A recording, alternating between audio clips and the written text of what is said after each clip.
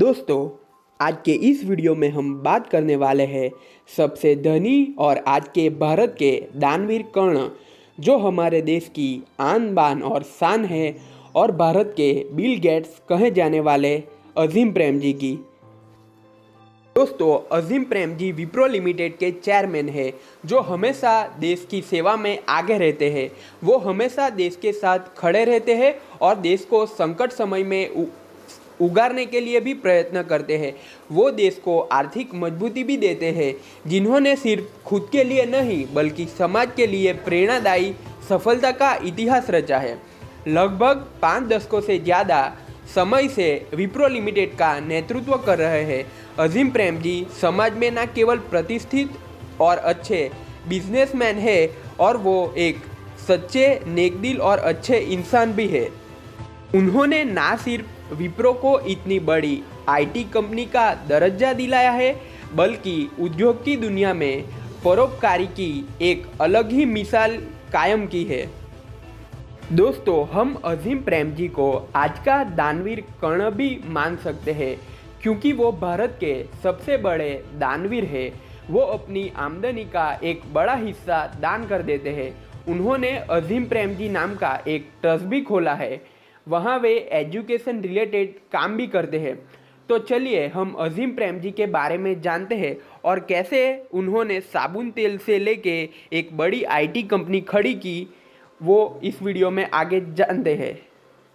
तो दोस्तों, अजीम प्रेमजी का जन्म 24 जुलाई 1945 के दिन मुंबई में हुआ था। उनके पिता का नाम मोहम्मद हाशिम प्रेमजी था, जो कुकिंग ऑयल और साबुन का बिजनेस करते थे।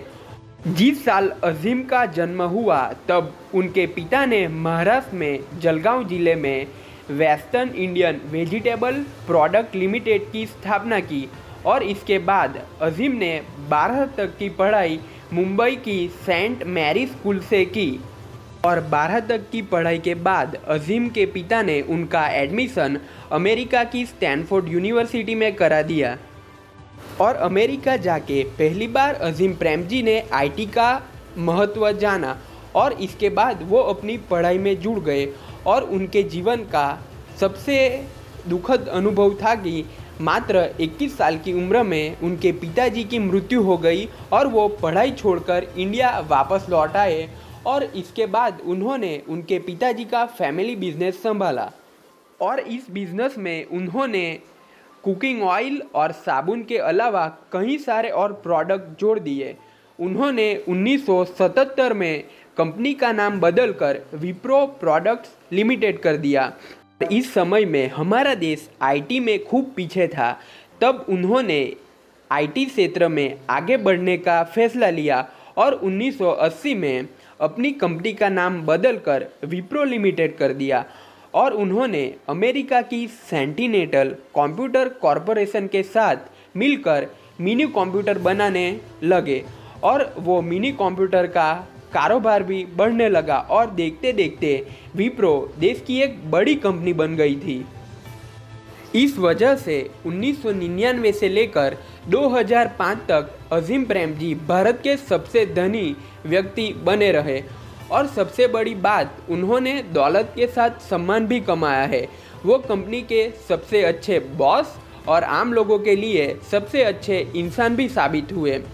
2001 में अजीम प्रेमजी ने अजीम प्रेमजी फाउंडेशन की स्थापना की, जिसका मकसद गरीब और बेसहारा लोगों की मदद करना है, और कई राज्यों में सरकार की मदद लेकर शिक्षा के क्षेत्र में काम करना है। दोस्तों, अजीम प्रेमजी को यूं ही दानवीर नहीं कहा जाता। उन्होंने विप्रो लिमिटेड के 34% शेयर दान कर दिए हैं, जिनकी कीमत $7.5 बिलियन है। जून 2010 में दुनिया के सबसे धनी इंसान बिल गेट्स और वॉरेन बफेट ने द गिविंग प्लेज अभियान शुरू किया था। यह अभियान दुनिया के अमीर लोगों को परोपकार के लिए प्रेरित करता है, और अजीम प्रेमजी इसमें शामिल होने वाले पहले भारतीय थे। दोस्तों, अजीम प्रेमजी ने 2013 में अपनी दौलत का 25% दान कर दिया था, और हाल में ही उन्होंने कोरोना से निपटने के लिए अजीम प्रेमजी ने 1125 करोड़ रुपए का पीएम केयर्स फंड में योगदान भी दिया था।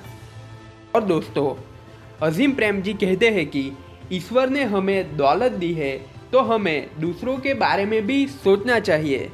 तो दोस्तों, देश की आन बान और शान और आज के भारत के कर्ण अजीम प्रेम जी की कहानी आपको कैसी लगी हमें कमेंट द्वारा बताइए। दोस्तों, आपको ये वीडियो अच्छा लगा तो वीडियो को लाइक कीजिए, चैनल को सब्सक्राइब कीजिए और वीडियो को शेयर कीजिए। आपका बहुमूल्य समय देने के लिए धन्यवाद।